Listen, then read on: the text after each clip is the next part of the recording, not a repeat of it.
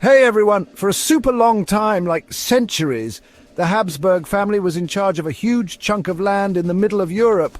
It was a real mix of people and places. Then in 1867, something big happened.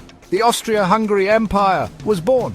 This happened after Austria lost a fight against Prussia, another strong German state. To keep their empire from falling apart, the Habsburgs decided to share power with Hungary. So the Austrian Emperor, Franz Joseph I, became the boss of both Austria-Hungary. It's like having two birthday cakes. But here's the thing, each country had its own groups making the rules and its own government. They took care of things inside their own borders. Austria and Hungary teamed up for big stuff like talking to other countries and protecting themselves. This sharing deal created a two-headed empire, a dual monarchy. The idea was to make things calm and make the Hungarians happy. They had wanted to be more independent for a long time, but this also caused new problems. Other groups in the empire, like the Czechs and Serbs, started saying, hey, what about us? We want more rights too. The new empire was like a giant puzzle with different languages, religions and cultures. Trying to rule it was like trying to herd cats. So this Austria-Hungary Empire was like a giant melting pot. It had people from all over the place. Germans, Hungarians, Czechs, Slovaks, Poles, Ukrainians, Romanians, Serbs, Croats, Slovenes, and even Italians. Wow, that's a lot of folks. Each group had its own language, its own way of doing things, and its own stories. This made the empire a really interesting place. But keeping everyone happy and working together, that was a tough job. Imagine trying to understand everyone when they're speaking different languages. It was like a giant game of telephone. The government even had to print official papers in tons of different languages.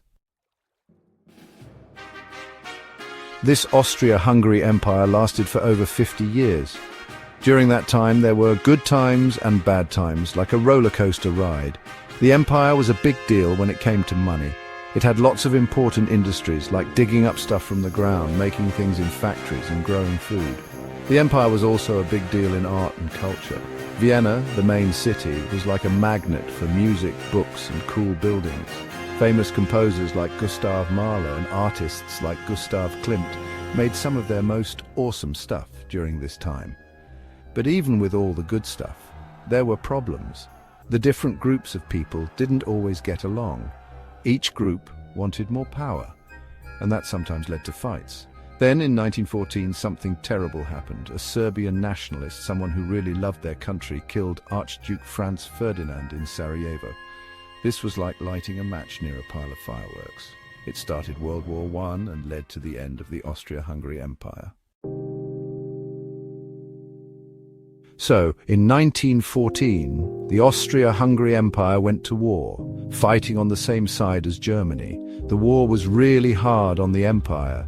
It showed just how divided everyone was. All across Europe, people were feeling really strongly about their own countries, and the different groups in the empire wanted their own independent nations. They were tired of sharing. Austria-Hungary lost the war, and in 1918 the empire broke apart. It was like a puzzle falling to pieces. New countries popped up like Austria, Hungary, Czechoslovakia and Yugoslavia. The end of the Austria-Hungary Empire was a huge deal in European history. It changed the map of Europe forever and caused lots of problems and instability for many years after.